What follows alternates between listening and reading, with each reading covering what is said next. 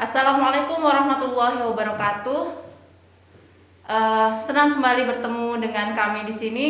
Saya Rini Trisnawati selaku host acara Ngobras CNPS, ngobrol asik sahabat CNPS. Selama 30 menit ke depan kita akan berbicara asik nih tentang seputar yang hangat tentang COVID. Tetap dalam topik kesehatan, kita akan berbicara sedikit tentang kelola stres di masa pandemi.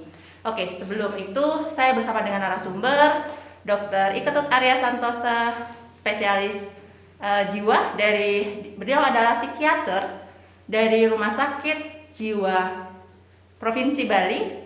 Nah, salah satu senior saya, Dok ya. Kita akan berbicara tentang kelola stres. Sebelum itu, tidak lupa, tidak bosan-bosannya kami di CNPS untuk mengingatkan, menghimbau rekan-rekan sekalian agar melakukan 4 langkah disiplin guna memutus rantai penyebaran dari infeksi corona. Yang pertama adalah kenakan masker dimanapun berada, terutama pada keramaian. Yang kedua adalah melakukan perilaku hidup bersih sehat dengan sering-sering mencuci tangan dengan air bersih mengalir dan sabun. Kemudian yang ketiga adalah lakukan physical distancing, hindari keramaian.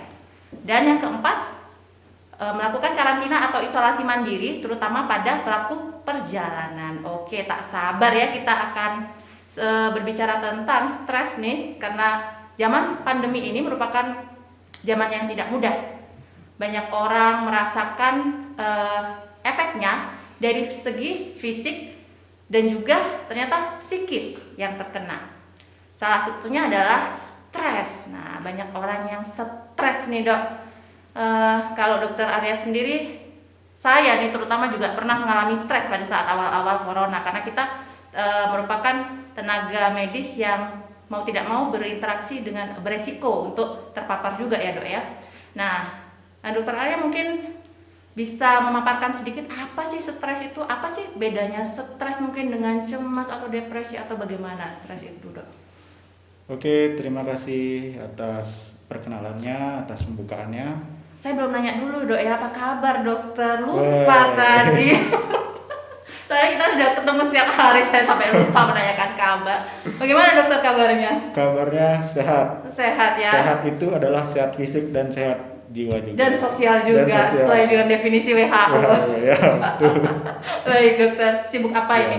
Kita bersyukur ya masih dalam keadaan sehat ya. Saat ini, karena memang ada juga tenaga kesehatan yang memang masih berjuang juga dengan ya COVID juga. Iya. Seperti itu. Dan ada juga beberapa teman kita, sejawat kita yang mendahulu kita wafat akibat dari terinfeksi COVID. Semoga kita dijauhkan dari segala mara bahaya COVID ya, dokter. Ya, kita sering nih berbicara tentang fisik dan COVID, akan tapi jarang ya sedikit yang berbicara tentang psikis, antara COVID dan psikis. Walaupun mungkin tidak berhubungan langsung ya, COVID, infeksi COVID dan psikis, akan tapi apa sih yang stres, bagaimana sih yang bisa mengenai orang-orang sekarang ini di zaman yang sulit ini, dokter? Ya, jadi kalau kita bicara tentang COVID-19 ya, tentang pandemi ya, seperti itu ya, pandemi sekarang ini, sebenarnya kan pandemi ini sudah terjadi juga sejak dulu ya. Maksudnya ini merupakan sebuah siklus. Dulu kita kenal adanya Black Death dan lain sebagainya. Pada zaman dulu pun sebenarnya banyak korban jiwa seperti itu kan. Nah, sebenarnya yang pertama kali yang benar-benar meneliti apa sih efek dari suatu pandemi atau suatu penyakit yang dengan cepat menyebar itu pada gangguan psikis atau mental, itu adalah pada saat adanya penyakit HIV sebenarnya. Di situ ada penelitian-penelitian yang menyatakan bahwa memang ada korelasi antara penyakit fisik ini dan dengan juga psikis, kesehatan psikis, dengan kesehatan mental seperti itu. Nah, di pandemi COVID-19 ini pun sebenarnya sudah ada beberapa jurnal-jurnal penelitian-penelitian yang memang sudah berupa laporan kasus sih, beberapa yang menyatakan bahwa ada orang-orang dengan gangguan jiwa yang mungkin terinfeksi pada saat terkena gangguan jiwa pada saat era pandemi ini, padahal dia tidak mengalami suatu penyakit COVID ini. penyakitnya. Oke. Iya. Dan secara tidak langsung efeknya dokter Secara tidak ya. langsung berupa misalnya terlalu banyak informasi, itu menimbulkan suatu tekanan. Nah, tekanan inilah yang seperti kita sebut dengan stres ini. Stres, oke. Jadi nyambung ke pertanyaan tadi bahwa apa itu stres? Ya, stres ini adalah suatu reaksi dari tubuh kita, dari pikiran Baik. kita terhadap suatu stresor. Nah, respon ini adalah suatu respon yang tidak kita inginkan. Tidak sesuai dengan keinginan Tidak kita, sesuai ekspektasi keinginan. kita mungkin. Ya, pada intinya seperti itu. Ada banyak sebenarnya definisi tentang stres. Pada intinya adalah suatu respon yang tidak kita inginkan terhadap suatu stresor seperti Oke. itu.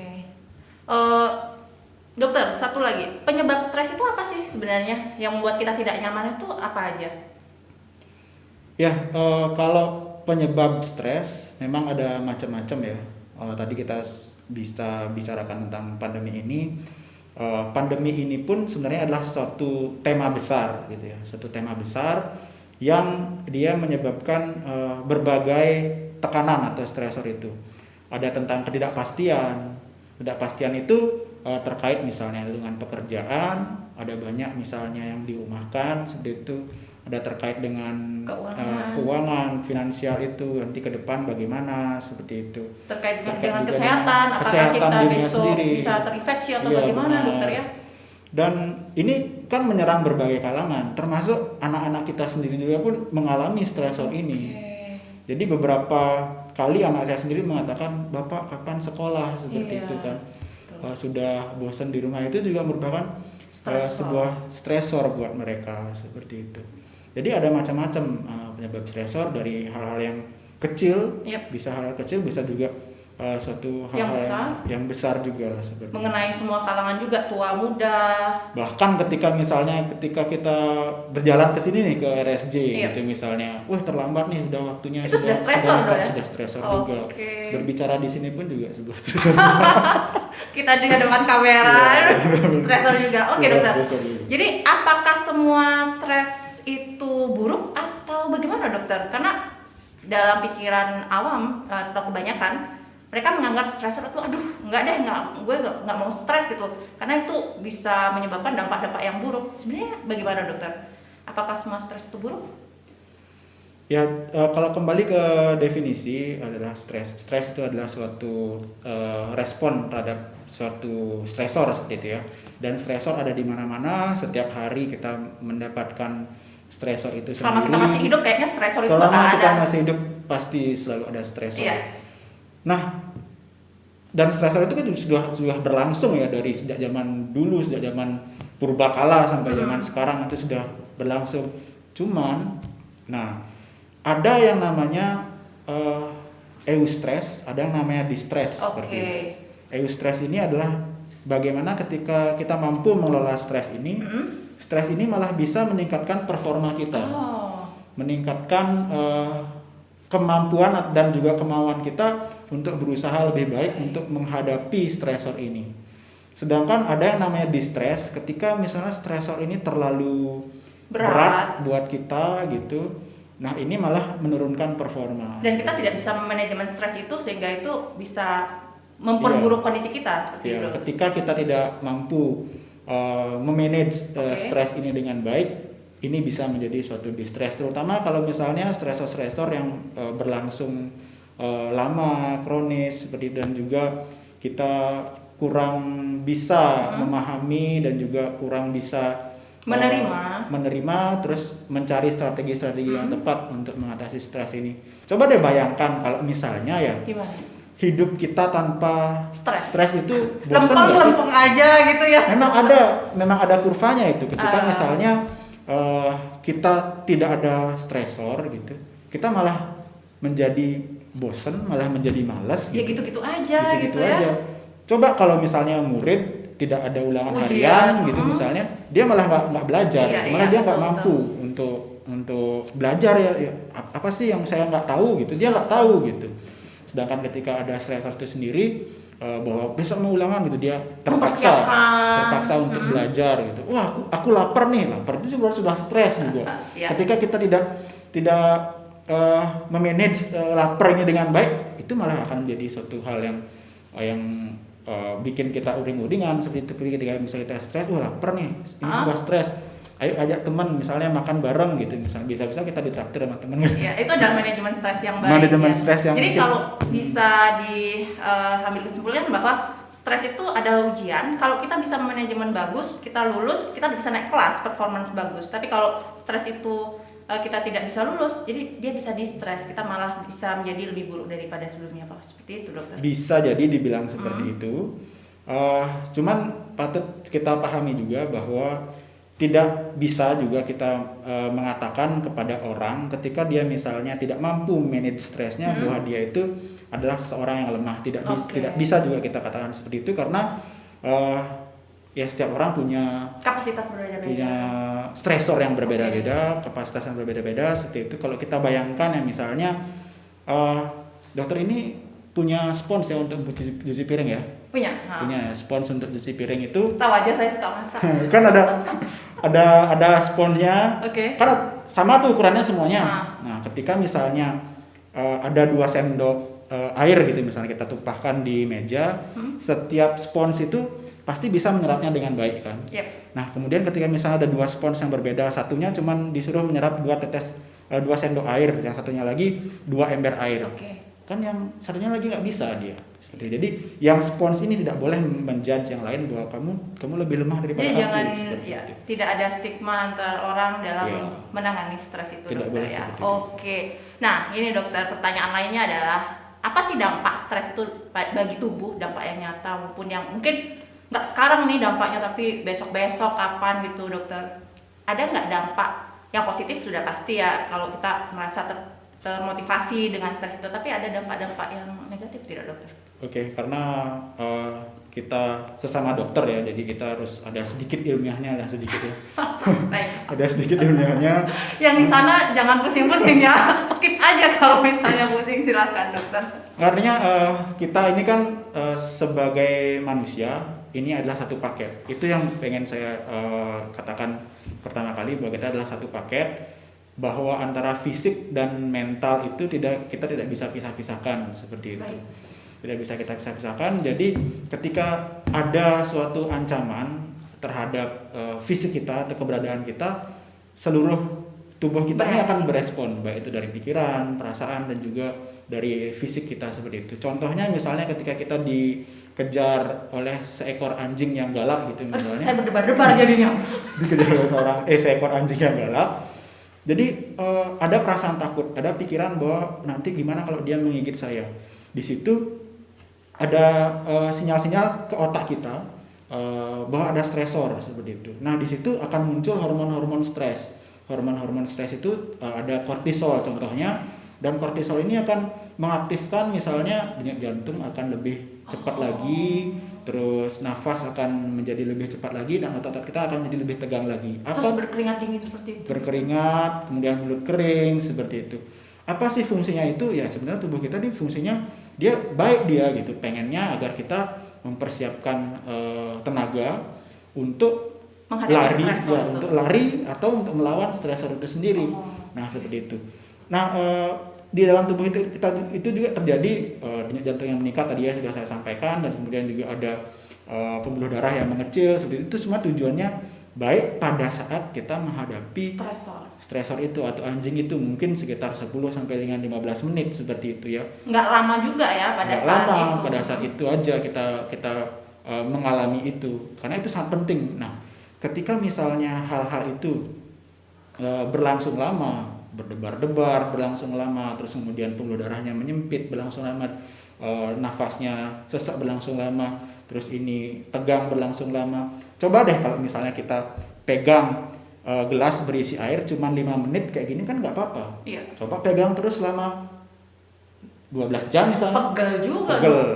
Padahal itu kan cuma ringan. Nah, seperti itu analoginya ketika misalnya pembuluh darah kita menyempit dalam waktu lama, itu yang bisa nantinya. Jadi yang bahaya itu adalah efek stresor ketika itu berlangsung lama, dokter. Ketika stresor itu dimaknai sebagai suatu ancaman yang terus-menerus, tidak kita manage dengan baik, sehingga terus-menerus terasa atau disebut sebagai stres yang kronis seperti itu. Itu akan menjadi efek-efek yang buruk terhadap kita. Padahal kalau misalnya stresor itu dalam waktu yang singkat kita bisa hadapi, itu adalah satu hal yang baik tadi, yang seperti kita sebutkan tadi sebagai eustress tadi. Baik dokter. Seperti itu. Jadi kalau memang ada stres, terima, hadapi dan selesaikan seperti itu biar tidak berkelanjutan efek stresnya itu. Bicara gampang ya.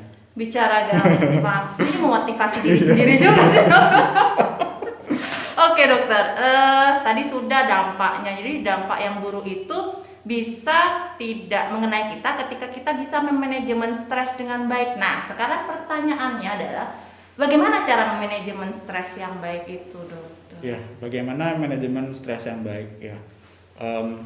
Oke. Jadi tadi sudah sempat saya katakan bahwa stres itu sebenarnya ada baiknya gitu.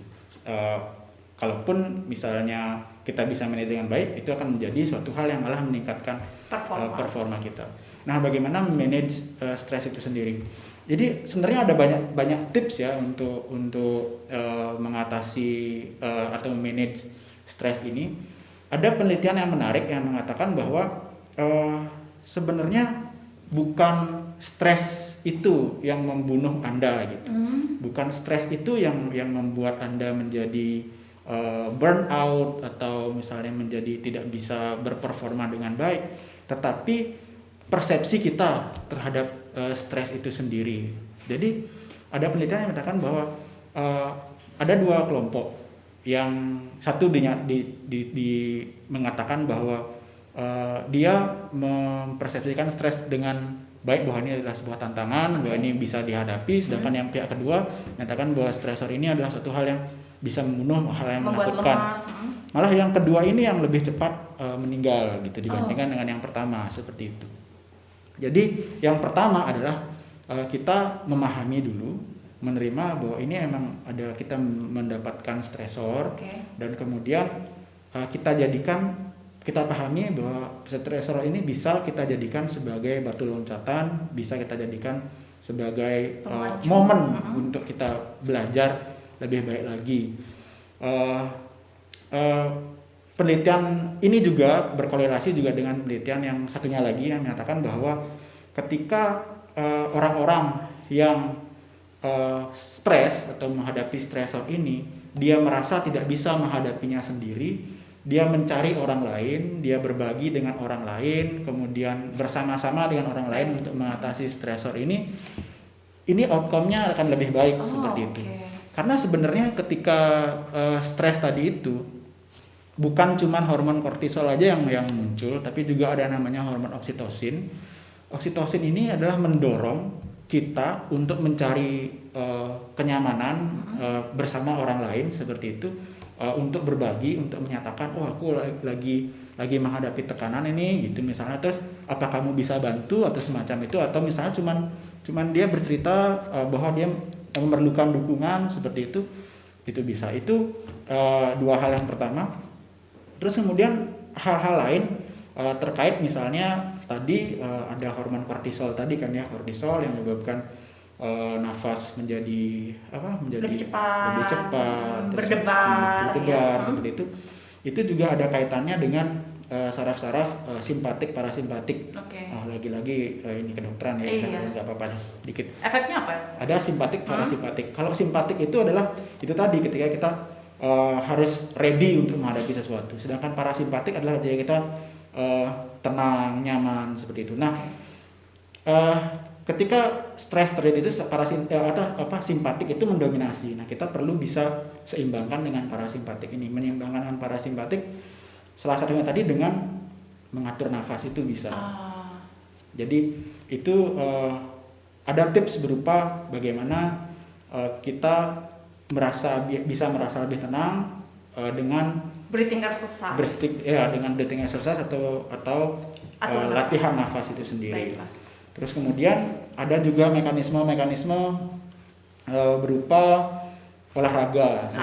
Sebelum ke situ dokter, atur nafasnya itu model kayak gimana? Biar nanti teman-teman juga bisa ketika stres latihan nafas di rumah. Mau sekarang langsung dipraktekkan? Iya dong dokter. Oke. Saya juga kepo sebenarnya. Untuk latihan nafas ini sebenarnya ada beberapa ini sih ada beberapa metode, cuman yang paling gampang saja. Yang paling gampang sih ada 2. Baik. Jadi yang pertama ada hitungannya adalah 4, 4, 4 seperti itu. Hitungan 4 yang pertama adalah ketika kita menarik nafas lewat hidung, 1, 2, 3, 4, tahan 4 hitungan, 1, 2, 3, 4, keluarkan dalam 4 hitungan, 1, 2, 3, 4 seperti itu. Ini 4, 4, 4 ini bisa dilakukan 5 kali, 10 kali dalam satu periode itu. Jadi ini sangat efektif untuk menurunkan laju nafas tadi yang disebabkan oleh kortisol. Kayaknya kita mau lari dari kenyataan maksudnya. Lari dari stresor yang tadi itu ya. Bukan lari dari kenyataan. Kaget saya. Baiklah, di 4 tarik nafas, 4 tahan nafasnya, 4 hembuskan. Itu ya ketika memang sedang berdebar-debar atau sedang mau ready to fight gitu. Iya, tadi sebelum ini kan saya juga melakukan itu sebenarnya. Oh iya, tadi itu ya. Tapi sekarang Anda sudah tidak terlalu stres. Kemudian metode yang kedua tadi dokter? Yang tadi ada metode lain di mana mengeluarkan nafasnya yang lebih panjang, gitu, lebih panjang. Yang metode yang kedua ini biasanya lebih banyak digunakan ketika kita mau berangkat tidur, gitu. Ini benar-benar yang lebih ke arah relaksasinya. Sedangkan yang tadi bisa dilakukan kapan saja, di mana saja. Ketika ada di ruang tunggu, ketika kita mau ujian, ketika gitu ya, ketika mau syuting tadi gitu misalnya. Ketemu orang yang dicintai deg-degan juga. Tarik nafas 4. Oh gitu ya. Baik dokter. Jadi yang itu yang tadi yang metode kedua itu yang lebih panjangnya adalah hitungannya adalah misalnya 4 8 gitu misalnya. 8 hembuskan apa? Pada saat menghembuskannya 8 hitungan, dan biasanya itu bisa dilakukan lewat mulut yang metode yang kedua. Gampang sebenarnya ya. Sebenarnya tapi kita tidak tahu yang seperti sebenarnya ini adalah metode yang gampang, yang saintifik. Bahkan ada yang mengatakan bahwa tentara-tentara Navy SEALs yang di USA itu menggunakan metode ini sebelum dia melakukan suatu misi untuk lebih menenangkan. Melakukan suatu misi itu kan sebuah stresor yang besar. Nah, kalau dia terlalu stres, dia performanya akan jelek kan. Tapi dia mengendalikan stresnya agar stresnya itu menjadi tingkat moderate dengan breathing exercise ini. Seperti itu. Ya, selain breathing exercise ada olahraga, seperti itu. Olahraga itu sebenarnya balik lagi ke tadi yang saya bilang bahwa antara fisik dan mental itu adalah satu paket. Ketika kita feeling good terhadap tubuh kita sendiri, maka pikiran kita atau mental kita juga akan feel good juga. Itu kayaknya mens sana in corpore sano ya. Iya betul. Jadi kita tidak hanya fisik saja, tidak hanya mental saja, tapi dua-duanya. Jadi satu kesatuan. Ketika kita berolahraga, tubuh kita fit, bagus, pikiran juga fit. Jadi olahraga tertentu juga bisa dipakai sebagai penyaluran gitu dari stres ini. Kenapa? Karena itu tadi kan ketika stres, hormon kortisol meningkat, itu tuh membuat kita atau tubuh kita tuh pengen kita melakukan sesuatu gitu. Ketika kita misalnya menghadapi suatu stresor, terus kita tidak melakukan sesuatu, itu energinya tuh sebenarnya nggak dipakai. Dia malah tertahan gitu. Itu malah nggak bagus. Makanya olahraga adalah salah satu yang bisa dilakukan untuk menyalurkan energi. Apalagi olahraganya tinju ya, semakin ya, olahraga apa aja ya. Jadi ada penyaluran energi. Ada penyaluran energi tadi. Jadi ketika misalnya kita ada stresor yang berkepanjangan, terus kita terus merasa kok kayaknya nggak enak nih rasanya. Energi itu harus disalurkan. Salah satunya dengan olahraga. Selain itu ada mungkin melakukan aktivitas-aktivitas yang menyenangkan. Betul, melakukan aktivitas yang menyenangkan seperti misalnya sesuai dengan hobinya lah. Tadi misalnya ada yang hobi olahraga juga bisa. Atau berkebun, kalau saya berkebun, membaca buku, menulis diary gitu kan. Betul sekali, melukis juga seperti itu. Menulis diary itu juga bisa menjadi suatu terapi. Ya, terapi, writing terapi kan, misalnya terapi menulis ekspresif. Jadi unek-uneknya pas segala macam itu dikeluarkan. Unek-uneknya dikeluarkan, terus kemudian kalau mau lebih advance lagi ketika unek-uneknya dikeluarkan, terus kemudian mencari hikmah dari unek-unek tersebut gitu. Walaupun tadi misalnya ada seorang pengendara sepeda motor yang agak menyerempet kita gitu misalnya, itu kan jadi sebuah hal yang dipikirkan juga, stresor juga gimana Ya. nih gitu misalnya. Tapi ketika kita misalnya mencari hikmahnya, mungkin saja orang itu sedang buru-buru karena misalnya beli obat buat ibunya yang lagi sakit, Ya. seperti itu. Atau hikmahnya juga kita agar hati-hati juga berkendaranya, Ya, biar nggak seperti diserempet itu. lagi, seperti itu dokter ya. Jadi bisa dialihkan ke yang lebih. Apakah manajemennya sudah? Manajemen stresnya sudah? Yang lain juga bisa dilakukan misalnya dengan manajemen waktu gitu, Oke. misalnya hal-hal seperti itu. Ya kira-kira seperti mendengarkan musik juga bisa. Iya. Ya, itu adalah salah satu Lakukan hal-hal yang menyenangkan itu ya menyenangkan dokter ya. tadi. Juga mengenyahkan pikiran-pikiran yang tidak nyaman, jadi tidak ada overthinking lagi berarti ya. Iya. betul. Iya, oke. Mungkin ini pertanyaan yang terakhir, dokter. Tadi kan manajemen itu adalah yang kita bisa lakukan sendiri nih. Kalau ada stres, kita melakukannya sendiri. Akan tetapi nih, kadang karena mungkin stresornya terlalu berat atau kondisi kita yang lagi nggak asik sehingga kita nggak bisa menyelesaikan stres ini, kita butuh nih ke psikiater, ke dokter Arya mungkin. Nah, ciri-ciri bagaimana sih yang harus kita bawa ke psikiater agar stres ini tidak berbahaya atau menunjukkan gejala-gejala yang membahayakan diri sendiri dan orang lain, dokter? Ya, benar tadi bahwa kadang-kadang karena airnya tadi terlalu banyak gitu ya, sehingga spons kita tidak terlalu cukup untuk mengatasi itu semua. Memang sih ada tahapan-tahapannya ya, kayak misalnya ketika kita siap menghadapi stres itu, kita mungkin bisa mengatasi itu sendirian, bisa menerima itu, terus kemudian merespon itu dengan baik. Terus kemudian ada tahapan yang kedua, kayak misalnya tadi saya sampaikan bahwa ada hormon kortisol itu ketika kayaknya kita perlu mencari orang lain nih untuk berbagi, untuk Mendapatkan kenyamanan, untuk bersama-sama menghadapi itu bisa juga kita lakukan terlebih dahulu. Nah, ketika beyond itu atau lebih dari itu, kadang-kadang stresor yang berkepanjangan ini juga bisa menyebabkan gangguan-gangguan yang mengarah kepada cemas, mengarah kepada gangguan depresi, gangguan cemas seperti itu, dan itu berlangsung berkepanjangan. Pada intinya sih ketika misalnya ada gangguan gitu ya, ada gangguan pada kegiatan kita sehari-hari, bagaimana kita mengurus diri sendiri, terus kemudian performa kerja kita berkurang, terus kemudian performa sosial kita juga berkurang, seperti itu adalah ciri-ciri satu gangguan atau hendaya yang memang patut kita waspadai. Terus kemudian yang kedua adalah ketika kita memang merasa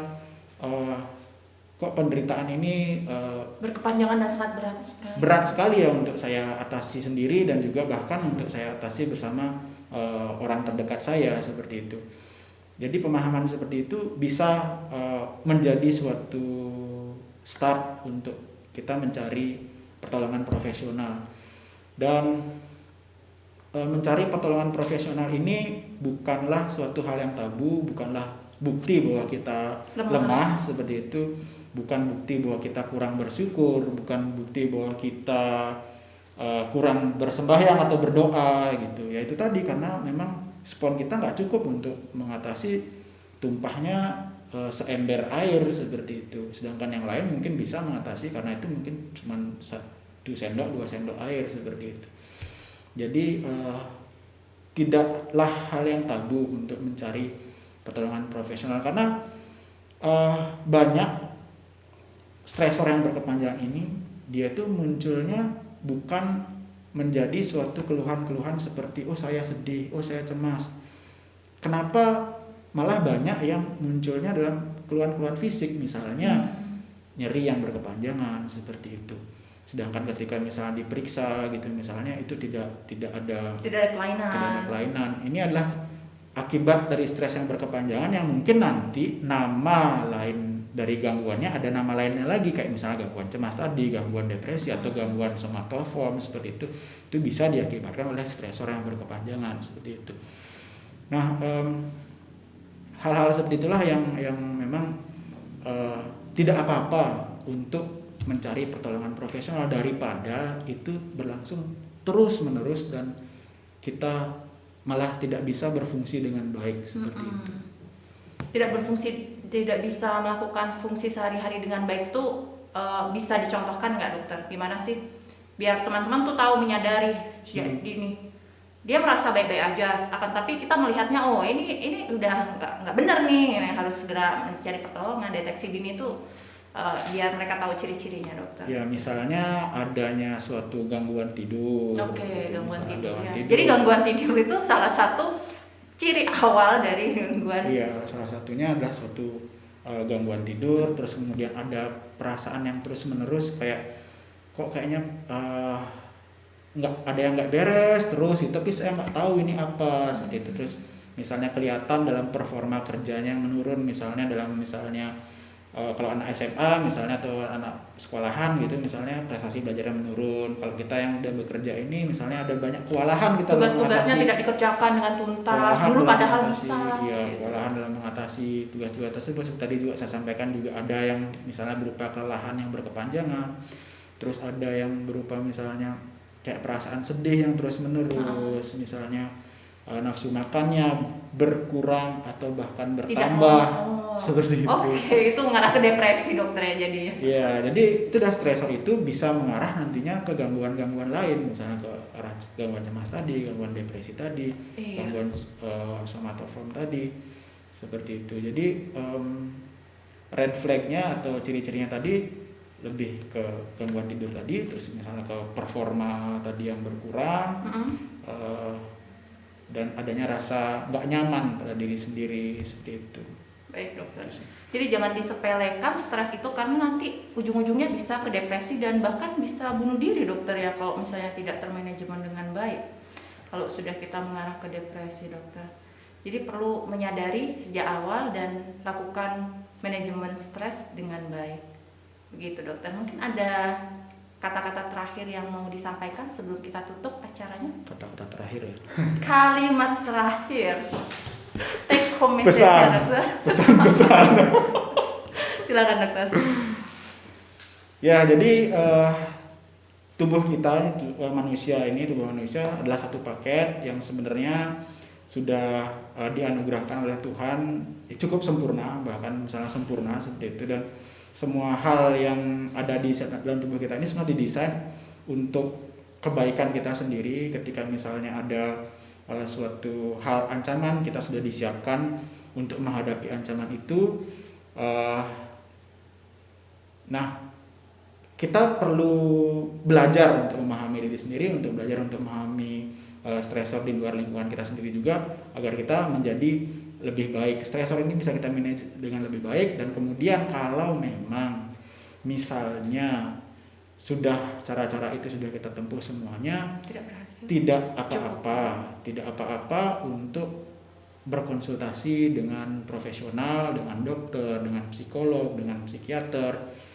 Karena memang budaya kita di timur ini banyak yang mengatakan bahwa kamu stres ya, kamu cemas ya, kamu sedih ya, lebay. Ada stigma negatif di situ. Ada hal-hal seperti itu. Jadi lebih baiklah kita untuk mencari pertolongan profesional dan mengembalikan performa kita lebih baik lagi daripada kita terus-menerus ada dalam distress tersebut. Baik. Itu kira-kira. Iya, terima kasih banyak atas kesempatannya, informasinya luar biasa, dokter. Semoga bermanfaat bagi kita semua, terutama saya juga. Dan terima kasih juga. Baiklah, sobat sekalian, ini adalah pandemi ini adalah ujian yang tidak mudah untuk kita semua. Pasti banyak stres yang dihadapi oleh individu manusia-manusia dalam masa pandemi ini. Jadi stres itu bisa menyebabkan kita menjadi baik atau bahkan menyebabkan kita terpuruk, seperti itu. Jadi sebagai individu yang kuat, maka kita harus tetap optimis, tetap bisa memanajemen stres dengan baik sehingga kita mampu keluar dari pandemi ini menjadi orang-orang yang super.